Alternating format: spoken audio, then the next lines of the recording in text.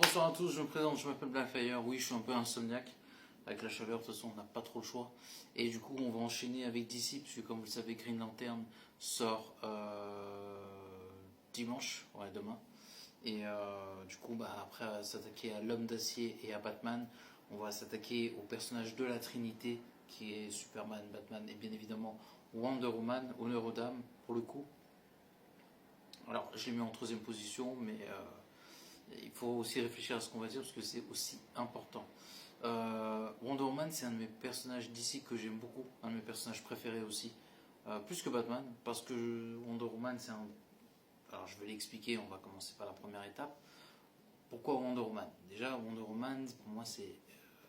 Déjà, elle est magnifique. Déjà, il faut commencer par ça.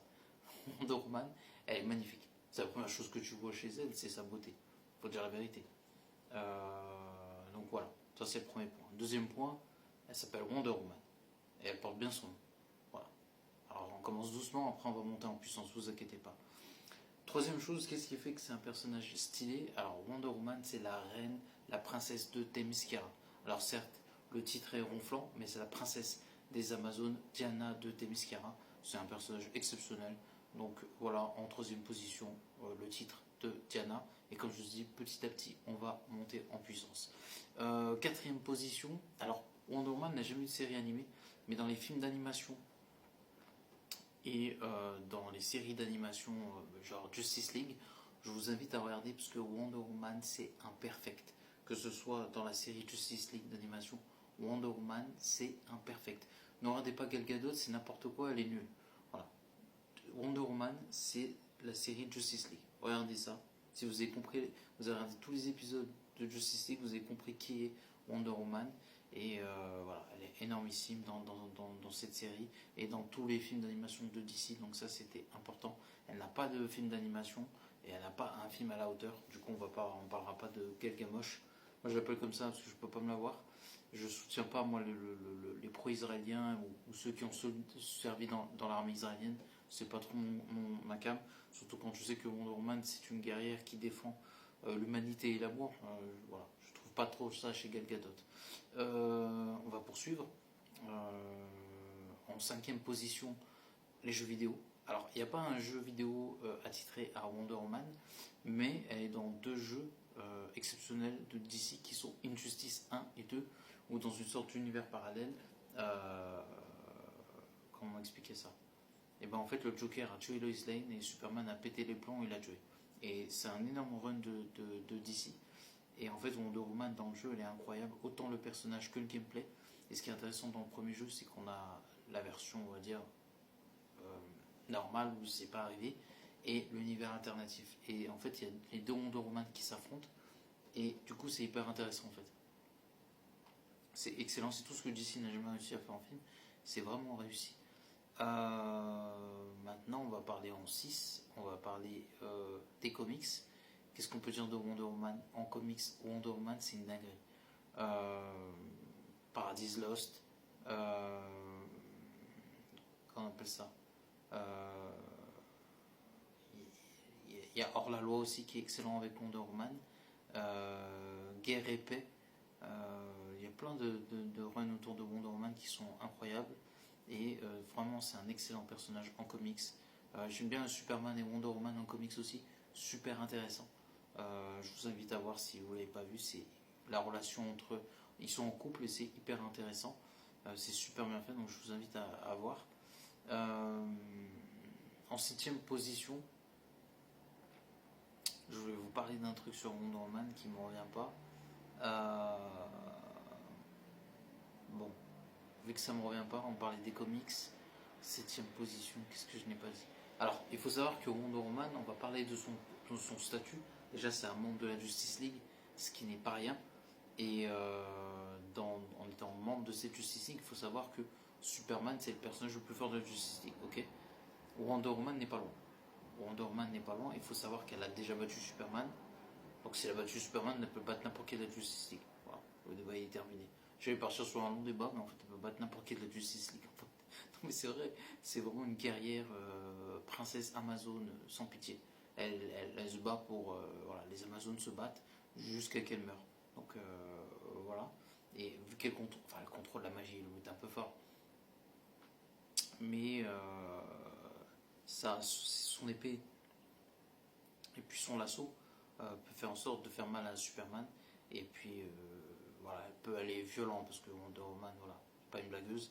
Et ils se sont déjà affrontés d'ailleurs dans les comics. Ils se sont déjà été en couple, mais ils se sont déjà affrontés. Et en fait, c'est un combat hyper intéressant entre les deux que les jeux Injustice n'ont pas exploité. C'est assez fou. Bon, ils sont alliés, c'est assez logique dans le jeu. Mais ils ont essayé de faire un petit truc. Ouais, mais c'est pas, elle affronte pas Superman en fait. C'est dommage parce que ça serait hyper intéressant à voir. Dans les comics, c'est super bien fait.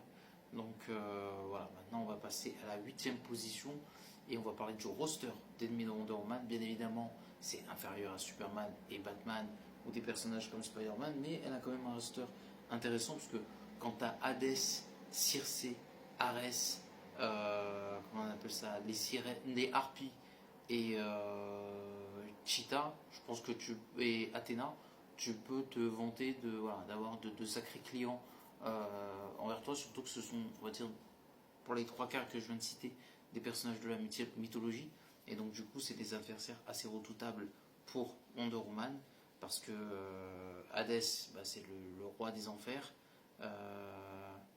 Arès, je ne me rappelle plus, mais il est très fort, il est très très fort, j'oublie, c'est qui déjà la guerre, ouais la guerre, c'est la guerre, ça me revient, et Circé, bah, voilà, celle qui dans l'Odyssée qui transforme les monstres, enfin les personnes, c'est une magicienne quoi, elle transforme les créatures enfin, les individus en animal, en animal, ouais, en animal, et je sais plus qu'est-ce que je voulais dire. Ouais, là, bref, elle a un sacré roster d'ennemis.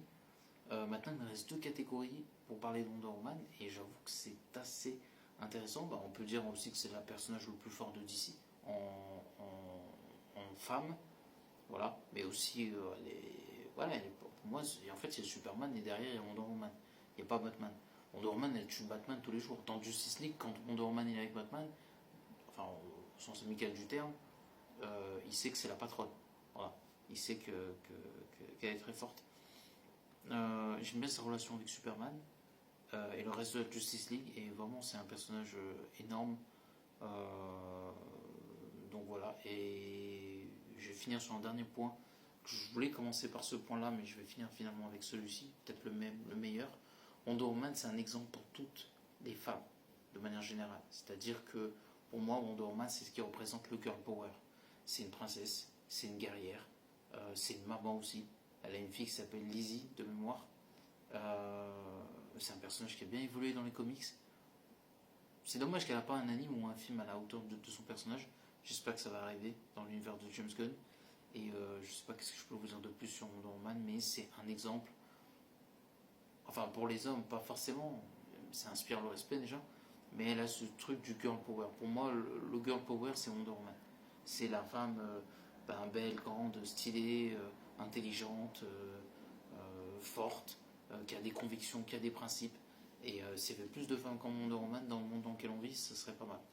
Et elles défendent plein de choses, la justice, l'amour, plus que la vérité aussi.